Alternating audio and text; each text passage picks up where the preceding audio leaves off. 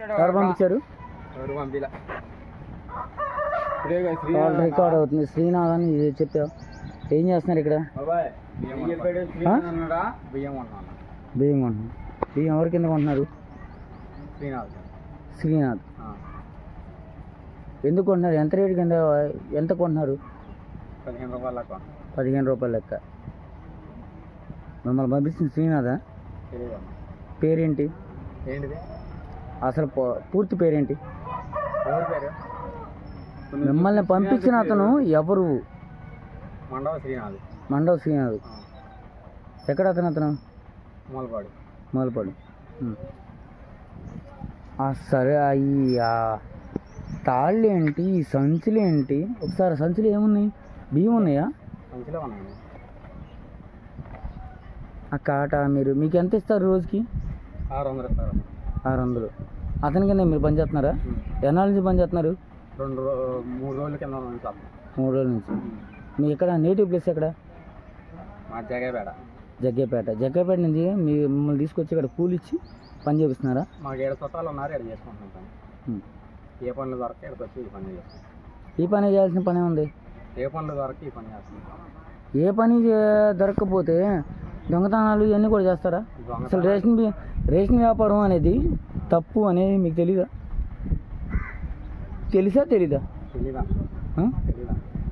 మీరు చదువుకున్నారా? చదువుకున్నప్పుడు ఎన్నో వార్తలు వస్తున్నాయి. రేషన్ మాఫియా అనేది. సో మీలాంటి వాళ్ళని తీసుకొచ్చి ఇక్కడ వ్యాపారం చేపిస్తున్నారా? ఫోన్ లేకుండా, టీవీ లేకుండా చదివేవా?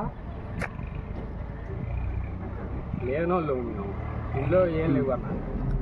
సో ఇప్పుడు ఇదే కదా,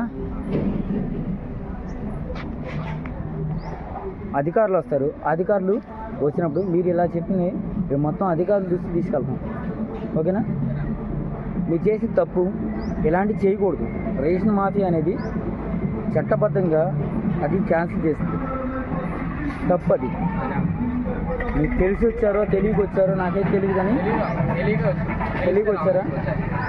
సరే, ఇదైతే మాత్రం కేంద్ర ప్రభుత్వం, రాష్ట్ర ప్రభుత్వం మొత్తం క్యాన్సిల్ చేస్తుంది. ఉక్కుపాదం మోపుతున్న టైంలో కూడా మీరు వచ్చి మిమ్మల్ని తీసుకొచ్చి షెల్టర్ ఇచ్చేది ఎవరు? మీకు షెల్టర్ ఇచ్చేది ఎవరు? మీరు ఇక్కడ ఉండడానికి రూమ్ ఇచ్చింది, ఫుడ్ పెట్టేది ఎవరు? ఎవరు ఇవ్వలేదు అన్న అంటున్నా. మా అమ్మమ్మ వాళ్ళు ఎక్కడే ఉండేది, వాళ్ళ కాడే ఉంటాం అంటారు. ఇది తప్పు అని తెలియదా మీకు? తెలియదు అన్న, తెలియదు కాబట్టి వచ్చి. మరి ఇప్పుడు రాష్ట్ర ప్రభుత్వం మొత్తం కూడా మిమ్మల్ని ఇలా రేషన్ మాఫియా అనేది తప్పు అని చెప్తున్నప్పుడు ఎందుకు చేస్తున్నారు? మాకెవరు చెప్పలేదు అన్న, మాకు తెలియదు. ఎవరు చెప్పాల్సిన పని ఉంది? వార్తలు వస్తున్నాయి, కంటిన్యూగా మిమ్మల్ని అడుగుతున్నారు. ఫోన్ లేదు, టీవీ లేదు. చదువుకున్నాడికి నీకేం తెలియదు, కానీ మమ్మల్ని తీసుకొచ్చి చేయించేవాడికి ఇది తప్పు అని తెలీదా? చెప్పలేదు.